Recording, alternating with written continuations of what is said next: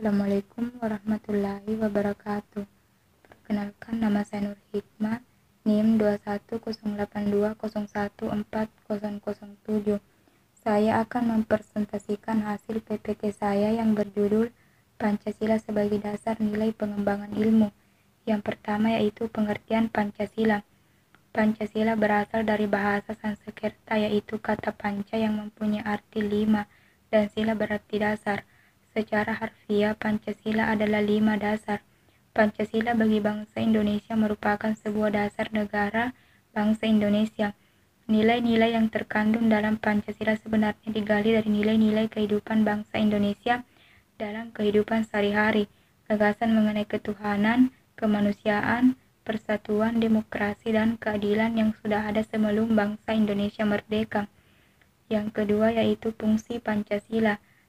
1. Pancasila sebagai jiwa bangsa Indonesia. 2. Pancasila sebagai kepribadian bangsa Indonesia. 3. Pancasila sebagai sumber dari segala sumber hukum. 4. Pancasila sebagai pandangan hidup bangsa Indonesia. 5. Pancasila sebagai cita-cita dan tujuan bangsa Indonesia. 6. Pancasila menjadi falsafah hidup bangsa. 7. Pancasila sebagai dasar negara Republik Indonesia. 8. Pancasila sebagai perjanjian luhur bangsa Indonesia. Tujuan Pancasila. 1. Menghendaki bangsa yang religius, yang taat kepada Tuhan Yang Maha Esa. Yang kedua, menjadi bangsa yang adil secara sosial ekonomi. Yang ketiga, menjadi bangsa yang menghargai hak asasi manusia. Keempat, menghendaki bangsa yang demokratis. 5. Menghendaki menjadi bangsa yang nasionalis yang mencintai tanah air Indonesia. Kemudian problem epistemologis. Sebagaimana yang kita ketahui bahwasannya epistemologis berkenaan dengan ilmu pengetahuan, dan ilmu pengetahuan itu membutuhkan suatu kebenaran. Jika itu belum terbukti benar, maka perlu adanya analisis dan uji ulang terhadap teori pengetahuan tersebut. Kebenaran pada hakikatnya adalah tujuan dari ilmu pengetahuan yang selalu berkembang. Namun, ilmu pengetahuan itu tidak akan berkembang tanpa adanya suatu kritikan, analisis, saran, dan sebagainya. Kemudian Pancasila sebagai sistem nilai. Sistem dapat diartikan sebagai rangkaian yang saling berkaitan antara unsur yang satu dengan yang lain. Sistem nilai adalah konsep atau gagasan yang menyeluruh mengenai apa yang hidup dalam pemikiran seseorang. Pancasila sebagai sistem nilai mengandung serangkaian nilai itu ketuhanan, persatuan, kerakyatan, dan keadilan.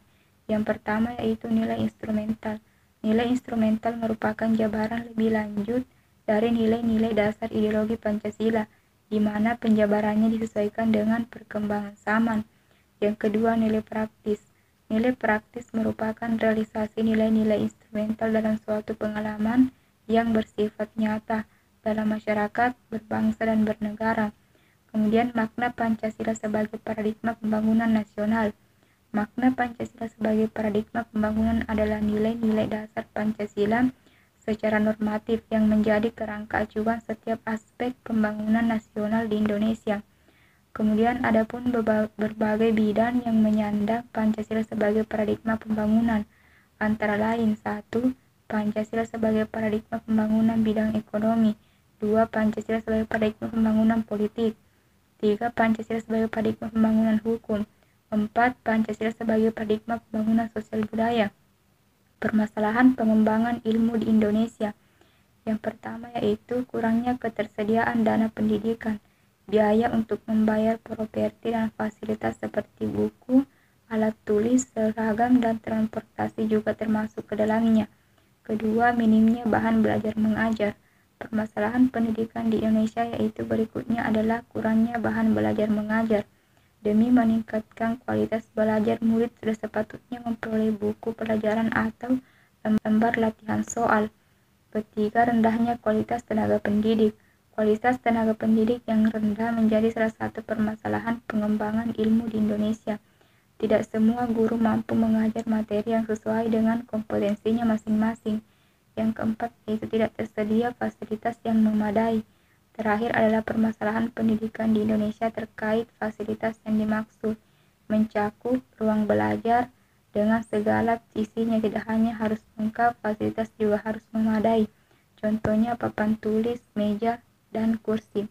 Itulah materi yang sempat saya bawakan, lebih dan kurangnya mohon dimaafkan. Wabillahi taufiq wal hidayah. Wassalamualaikum warahmatullahi wabarakatuh.